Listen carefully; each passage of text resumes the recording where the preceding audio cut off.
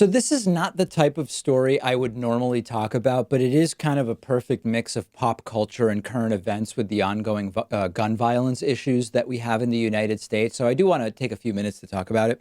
A group of people showed up at a Popeyes fast food restaurant and demanded fried chicken sandwiches at gunpoint. This was in Houston, Texas. And to understand this, you need to understand what's been going on with Popeyes and chicken sandwiches. The whole backstory is that Popeyes introduced a chicken sandwich offering, and they did it with a very well calculated viral marketing campaign, and it became a complete social media sensation. And while I haven't been to a fast food restaurant in more than 15 years at this point, I was still following it as something interesting from a social and business and marketing perspective. And these sandwiches went crazy. These sandwiches at Popeyes sold out nationwide, and they've been sold out for some time now. It was a $3.99 chicken sandwich, I believe. People went crazy for this sandwich, and they ran out of ingredients, and now they've said, we don't know when it'll be back, and we're trying to source what we need for it. And the genius of the campaign, in part, was that Popeye's social media campaign sort of went after Chick-fil-A, a rival chicken chain, tongue-in-cheek, but very, very effective. Wendy's jumped in on it as well. I don't care about this food. I never go to these places, but it was clever and it worked all over the countries. The sandwiches are just totally sold out. So in Houston, Texas, not shockingly, shortly before 9 p.m., 3 men and 2 women show up with at least one firearm. They had already gone through the drive-thru. They had already been told the store was out of chicken sandwiches. And they tried to go inside with their firearm to demand chicken sandwiches. One report says that an employee locked the door before anybody got in.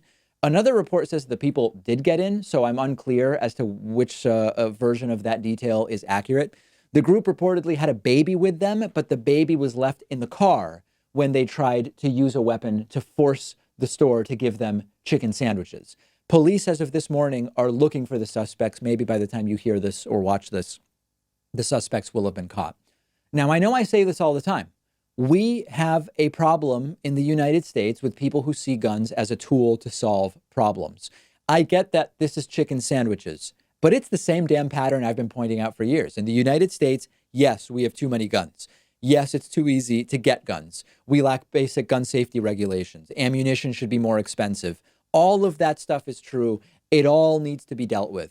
But we also have a cultural problem with guns. And one piece of that problem is that people think of firearms as ways to solve problems or to get things. Personal problems in the United States, too many people see as possibly being solved with a gun.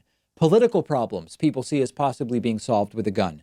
Cartoonishly here, a popular sold out chicken sandwich availability problem is seen as potentially being solvable with a gun. Now, of course, the poor decision-making skills by these individuals are particularly to blame in this particular case.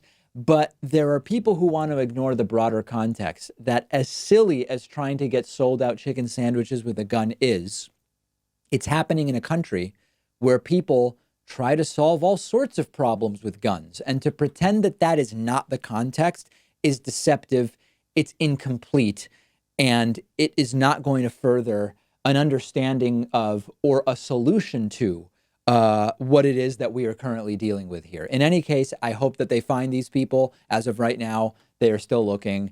And no, even this is not going to get me back to fast food. I think I'm actually trying to think.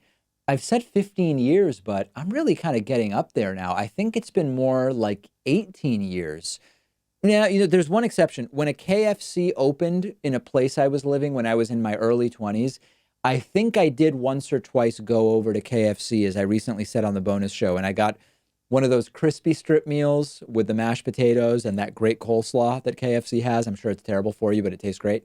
But other than those 2 slip-ups at KFC, it's been like 17 or 18 years since I've really been to a fast food restaurant. Anyway, I don't know. If you've tried the sandwich, let me know if it's actually that good.